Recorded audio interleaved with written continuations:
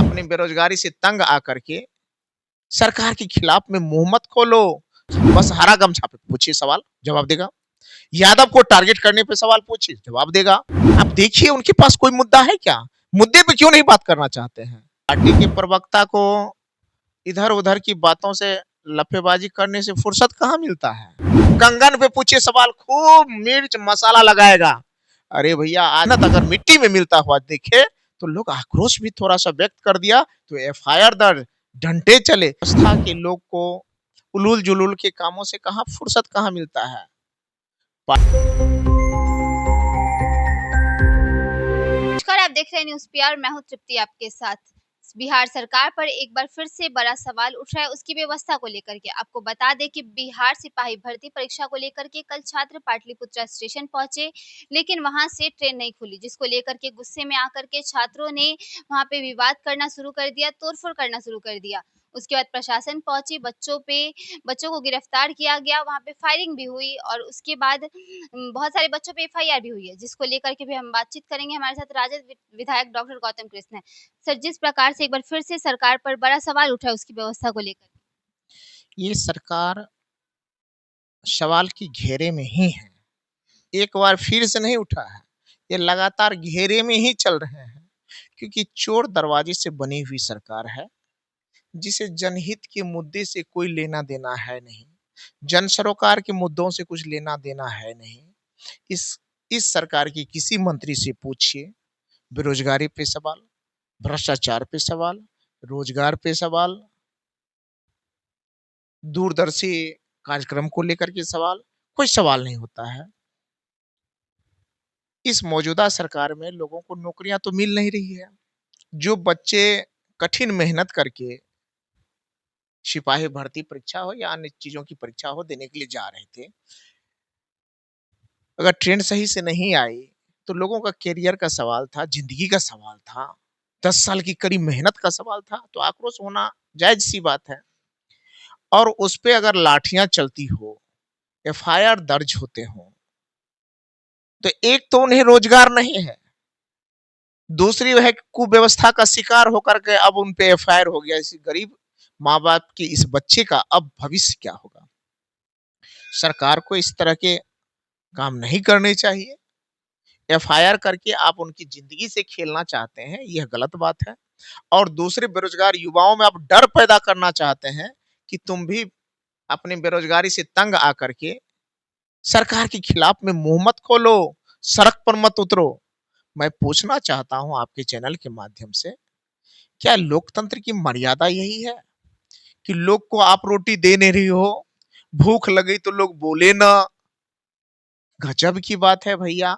एक तो बेरोजगारी, उस पे व्यवस्था का दोष, और जब लोगों का हाथ से आती हुआ रोजगार और वर्षों का मेहनत अगर मिट्टी में मिलता हुआ देखे तो लोग आक्रोश भी थोड़ा सा व्यक्त कर दिया तो एफआईआर दर्ज, डंडे चले, सर फाड़े गए।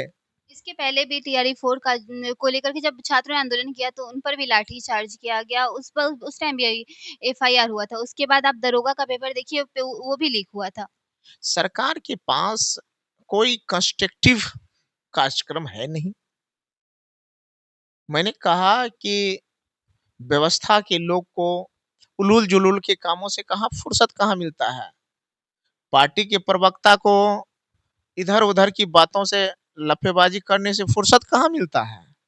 कभी कंगन का बात, कभी आवास की बात, कभी तहखाना के बात, कभी लालू जी की सिक्योरिटी की बात, कभी ये, कभी तेजस्वी पे बात, कभी राबड़ी जी पे बात, कभी पार्टी पे बात, कभी हरा गमछा पे बात।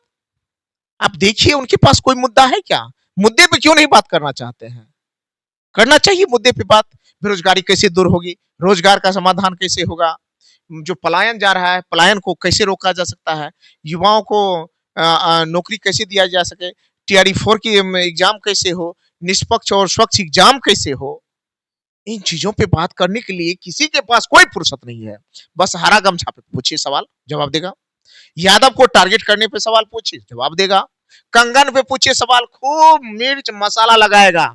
अरे भैया, आजकल वो रोल्ड गोल्ड वाला जो लोग पहन लेता है कंगन, उस पे भी सवाल पूछिए। लगातार प्रवचन बांट रहे हैं। मतलब मेन मुद्दा जो है उस पर सरकार बात नहीं। कुल बिल्कुल इस सरकार के पास कोई जो सरकार की असली ज़िम्मेवारी है, उस पे काम करने का कोई ना नियत है, नीति है, ना नियत है।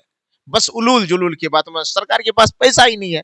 सारा पैसा तो इन लोगों ने बंदर बाँट कर दिया चुनाव में। आप बोल रहे हैं पैसा नहीं है, लेकिन सरकार बोल रही है कि खजाना बिल्कुल भरा हुआ है। सरकार के पास पैसा है, खजाना भरा हुआ है, तो जो विकास के काम है जिसके जो आपको पैसे वहां से निकलने चाहिए विभाग से वो निकल रहा नहीं है।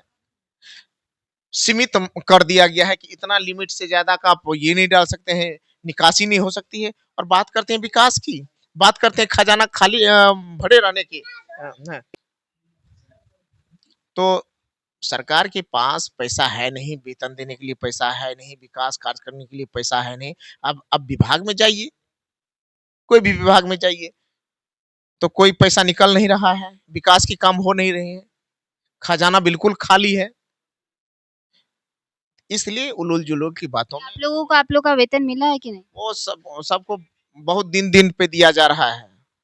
सही से वेतन नहीं दिया जा रहा है, सही से आपका ये पास नहीं हो पा रहा है, बिल पास नहीं हो रहा है, ये हो रहा है समस्या।